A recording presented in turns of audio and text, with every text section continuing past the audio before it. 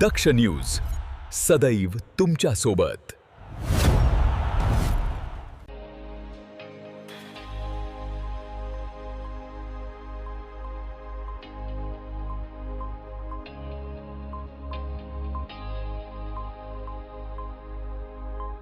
मुंबई नाका पोलीस ठाण्याच्या गुन्हे शोध पथकाने घरफोडी चोरी करणाऱ्या अट्टल चोरट्यांना अटक करून 2 घरफोडीच्या गुन्ह्यांची उकल केली आहे।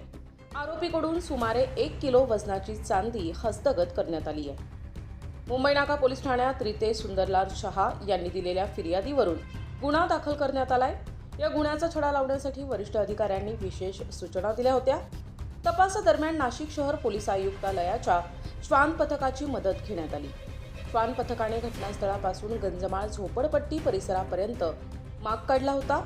तसेच सीसीटीव्ही फुटेजच्या आधारे आरोपी त्याच परिसरातील असल्याचे निष्पन्न झाले।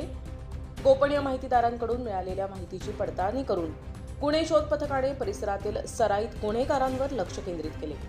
दरम्यान 4 जून 2026 रोजी मिळालेल्या गोपनीय माहितीनुसार भीमवाडी गंजमाळ परिसरातील अमनसिंग पंजाबसिंग टाक आणि त्याचा साथीदार सनीसिंग छोटूसिंग जुनी यांनी सदर घरफोडी केल्याची माहिती समोर आली। त्यानुसार पोलिसांनी भीमवाडी परिसरातून अमनसिंग पंजाबसिंग टाक याला ताब्यात घेतले। चौकशीत त्याने गुन्ह्याची कबुली दिली आहे। तसेच गंगापूर पोलीस ठाण्याच्या हद्दीतील महात्मानगर येथील दयाल अपार्टमेंट परिसरातही घरफोडी केल्याचे त्याने सांगितले। त्यामुळे या दोन्ही गुन्ह्यांची उकल करण्यात पोलिसांना यश आलंय।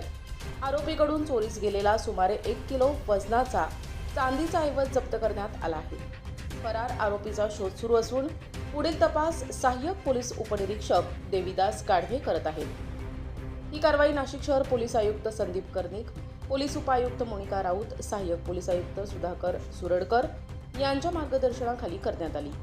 मुंबई नाका पोलीस ठाण्याचे वरिष्ठ पोलीस निरीक्षक श्रीनिवास देशमुख, सहाय्यक पोलीस निरीक्षक सुधीर पाटील तसेच गुन्हे शोध पथकातील गुन्हे प्रकटीकरण अधिकारी पोलीस उपनिरीक्षक समद बेग, सहाय्यक पोलीस उपनिरीक्षक देविदास गाढवे, सहाय्यक पोलीस उपनिरीक्षक रोहिदास सोनार, पोलीस अंमलदार गणेश बोरनारे, आकाश सोनवणे, विशाल पाठक, दीपक जगदाळे, योगेश अपसुंदे, श्रीकांत करपे, समीर शेख, नवनाथ उगले, राजेंद्र नाकोडे, जुबेर सय्यद आणि श्वान पथकातील पोलीस अंमलदार गणेश कोडे, संतोष ससाणे यांनी ही उल्लेखनीय कामगिरी बजावली आहे। प्रतिनिधी संकेत भंगाळे, नाशिक।